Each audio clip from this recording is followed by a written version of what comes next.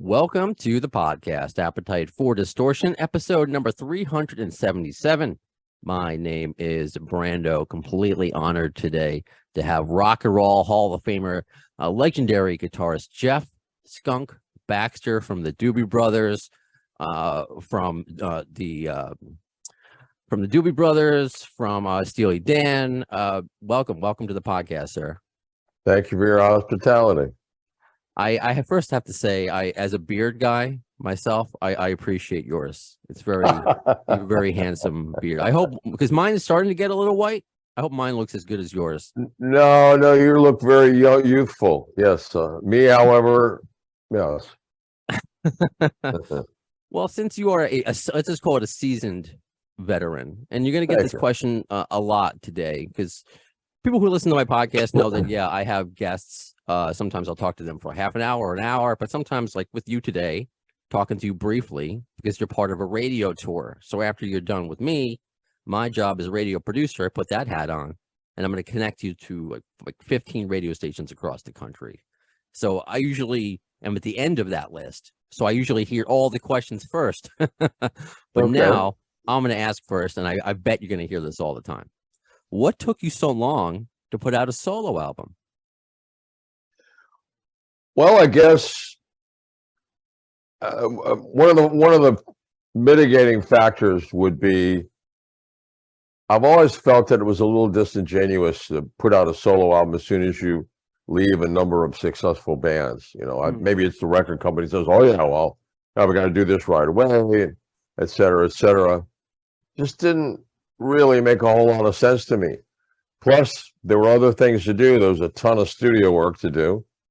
There was a lot of producing to do. I don't know, I just thought I'd give it some time.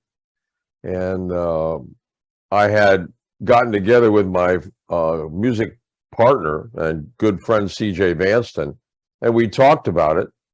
And then we just decided that when we could get together, when our schedules would permit, we would see what we could do, see what happened. And so it did take a while, simply because both of us were pretty heavily penciled in, as they say. And after, the first track was dated in 1989. So we just took our time. And I thought when the time was right, it's that, I guess it's like you fill a jar with pennies, and finally the jar gets full and you got to roll them up, take them to the bank, and start all over again. So I guess we got to that point. That's a good analogy. I appreciate that. So how long do you think you started putting in those pennies? How long do you think this whole project has taken?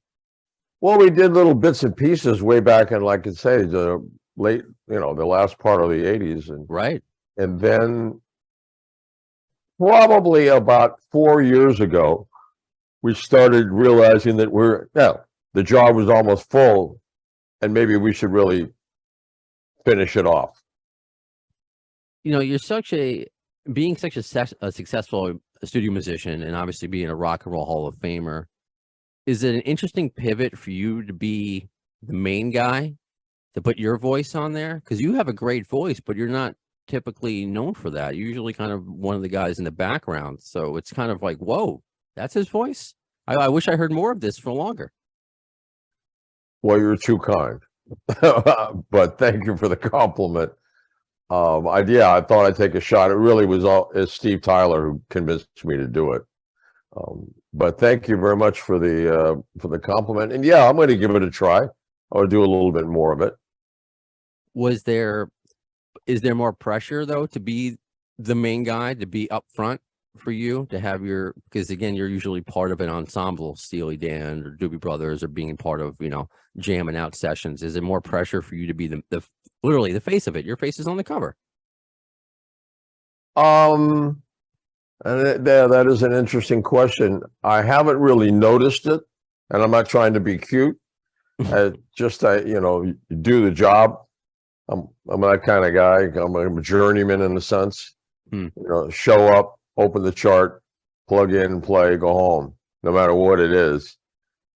The hard part has been the logistics of taking a band out on the road, et cetera, et cetera. That's probably been the biggest challenge. Okay. Another question would be, because chances are I'm probably going to be the youngest on this radio tour. It is what it is. I'm 39. But what does it mean to you? Because I still grew up on Doobie Brothers music and on your music in general. But what does it mean to you when maybe people my age, or the fact that you have all these classic rock stations, these legendary radio people that want to talk to you still in 2022, that people still very much care what Skunk Baxter is up to? Well, what can I say? I mean, it beats being a serial killer, right? That's yes. And the fact that anybody is really interested in what I have to say always kind of amazes me. But it is complimentary, and it makes me feel like maybe the body of work that I've been involved in for, my God,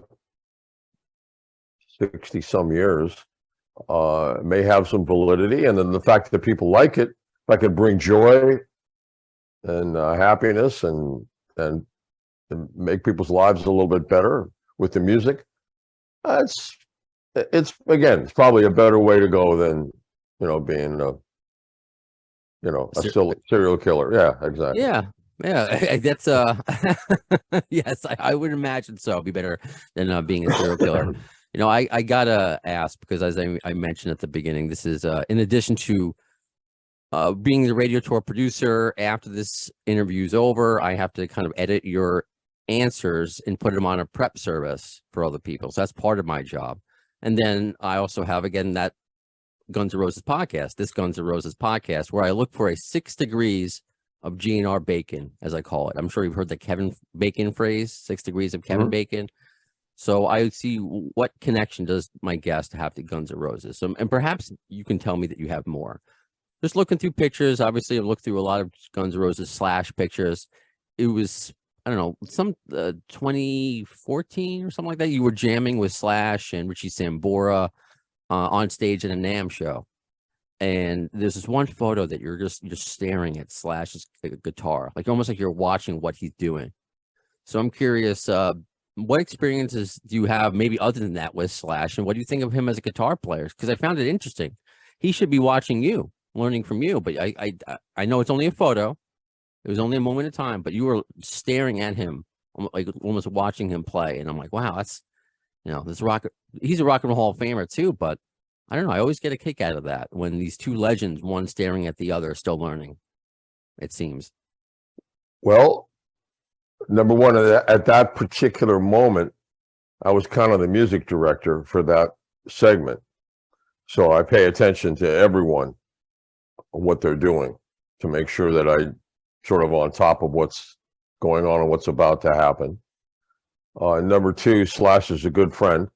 We've been friends for a long time. And I'm actually helping him learn pedal steel. He asked me some time ago that he wanted to learn to play pedal steel. And that's, first of all, that's a hell of a commitment in terms of time and effort. As a non-musician, what does that mean? I'm not sure what that means. Well, I don't know if you're familiar with the pedal steel guitar, but it's a fairly complex instrument. It's an instrument that you can actually alter the tuning while you're playing. You have foot pedals that raise and lower strings. You have knee levers that raise and lower strings. You have up levers that raise and lower strings. It's basically the difference probably between driving a car and flying an airplane. Wow. Okay. And it's, to me, it's the most beautiful instrument ever. I love the way it sounds, and I love what you can do with it. And so when he asked me if I'd help him, I said, absolutely. And Slash is a very talented player. I love his acoustic guitar playing. A lot of people don't have as much probably knowledge of that. I think he's a well-rounded player. And the fact that he wanted to take on pedal steel, absolutely. He's going to be a really great steel player. See, that's fascinating. Somebody who's accomplished as him, that there's something that they haven't learned yet, and they get to learn it from you. And it's yeah, I love that. And I love his acoustic material. I've kind of just said on my podcast that I would love for them to put out an acoustic album or do an acoustic set during their show. But yeah, that's really cool. See, those are the kind of questions I like finding out. you know, because he's somebody that you hear that still practices hours each day and doesn't rest on his laurels. So that's something that you do that as accomplished as you are. Do you still practice? All the time. Yeah. Yeah. All the time. Because I'm curious. I'm still interested. I'm still curious about what more about the guitar is on this pathway. You know, how many stops can I make? Do you find it to be a lost art in a way in today's music? You mean practicing?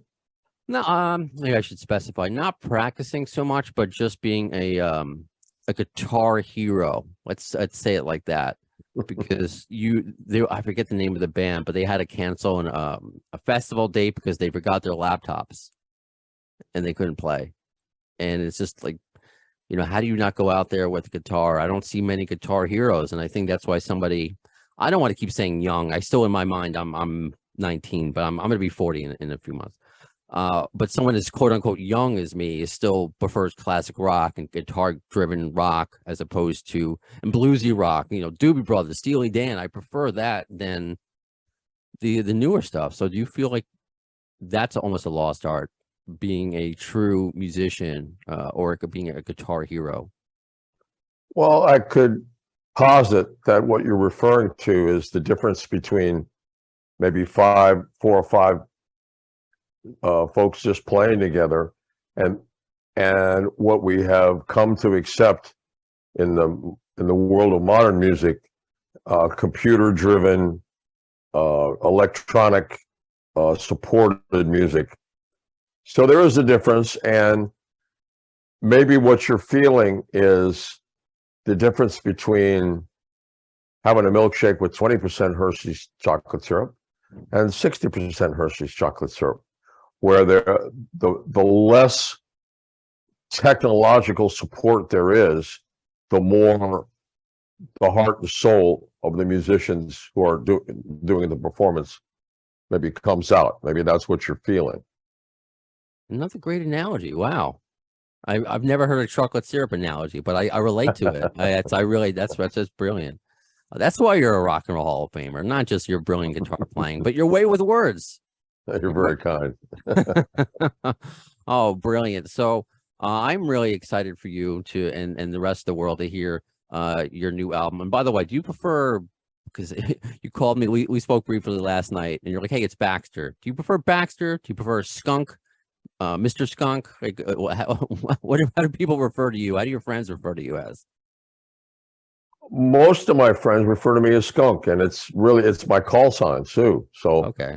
For my day job, even General Raymond refers to me as Skunk. Skunk. I love it. Very cool. Well, Skunk, thank you so much for your time today. Thank you. And we're not going anywhere. We got a whole tour to do and talk more about your debut solo album, which sounds, again, so weird. Debut solo album with somebody so accomplished as you. Just brilliant. So Speed of Heat comes out June 17th. Oh, it already came out. It's out. Right? Oh, absolutely. Yeah. It's been doing fairly well, actually. You know, who knew? Yeah, no, forgive me, because sometimes when I get these things, I mean, I listened to the album. I thought I was getting like a sneak preview already, and it's just like, okay, it's like a new album already. So look at this. That's the unfortunate side of being the first person to interview you. I'm like, oh, I would have learned that along the way, and it would have sounded stupid. So, well, congratulations on the album being out.